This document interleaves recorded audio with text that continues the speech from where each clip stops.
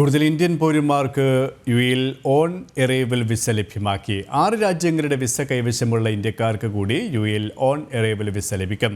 Indian പൗരന്മാർക്കും അവരുടെ കുടുംബങ്ങൾക്കും യാത്ര സുഗമമാക്കാനും യുഎഇ കൂടുതൽ മനസ്സിലാക്കാനുമുള്ള അവസരമൊരുക്കുന്നതിൻ്റെ ഭാഗമായാണ് പുതിയ തീരുമാനം.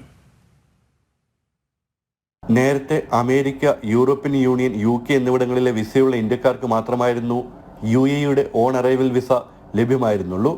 പുതുതായി സിംഗപ്പൂർ, ദക്ഷിണ Korea, Japan, Australia, New Zealand, Canada എന്നീ രാജ്യങ്ങളുടെ വിസയോ റെസിഡൻസ് പെർമിറ്റോ ഗ്രീൻ കാർഡോ ഉള്ള ഇന്ത്യക്കാർക്കാണ് ഓൺ അറൈവൽ വിസ അനുവദിച്ചത്.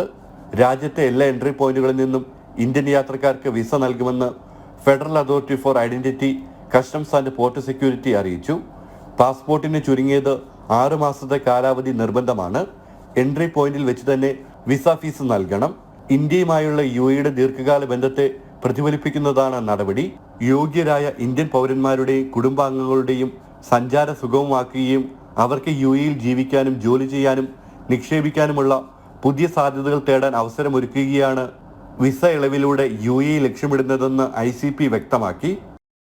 ജനം, ദുബായ്.